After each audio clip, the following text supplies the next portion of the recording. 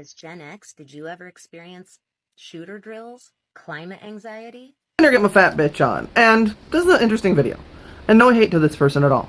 I'm gonna answer this because I'm an old Gen X. I was born in 1966. I never felt like the world that I came into was ever going to be safe, secure, or stable. I was born into the middle of the Vietnam War. My first memories of the news were Walter Cronkite showing the Vietnam War live and in color on the news every night. That's what we saw as kids. Then there was Watergate and Richard Nixon. So that was my first memory of politics, was the president committing a crime and literally hightailing out of the office so he didn't get prosecuted. We grew up during the Cold War. And it was just sort of at any second, the big scary bear Russia was going to nuke us into oblivion. We had civil defense drills at school, and growing up in Omaha, we knew we were in the top 3 targets, which meant if they actually did it, we would have been vaporized in about 3 seconds. So we kind of grew up fairly cynical to death. And then came the AIDS crisis. Now, it started really when I was in junior high school. And then in high school, we had all of these weird things they told us, like it was from having relations with monkeys, and then only Haitian people got it, and then only gay people got it, and then it was gay cancer. Well, you can't catch cancer from somebody. They didn't tell us how it was transmitted. I didn't find out until I was in college. And yes, we were becoming schmexually active then. The amount of boomers and Gen Xers that didn't survive that is huge.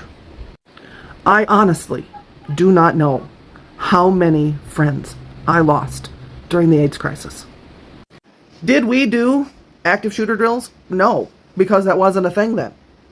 But I can tell you, the educational professionals that are putting their lives on the line on a daily basis and training to protect your children are Gen X, Millennials, Gen Z, and a few boomers. We're the ones that when that alarm goes off, grab the go bag, cover the windows, turn off the lights, lock the door, get the kids in the corner, and make sure they're quiet, no matter if they're 5 or 18, until we hear that it's either all clear or, God help us, the real thing. You want to talk about trauma?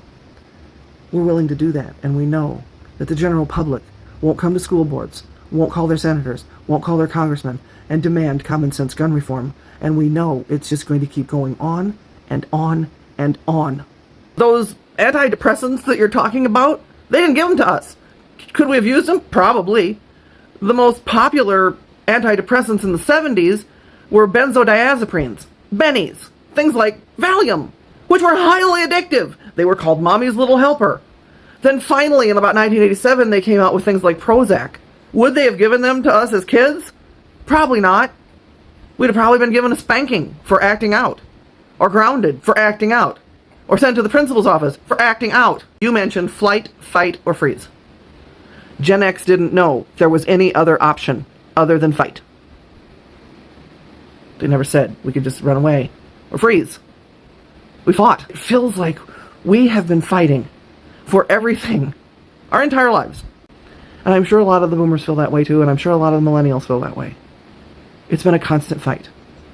I hope that the fights that we have fought make it easier for the Gen Zs and the Gen Alphas and those that come after us.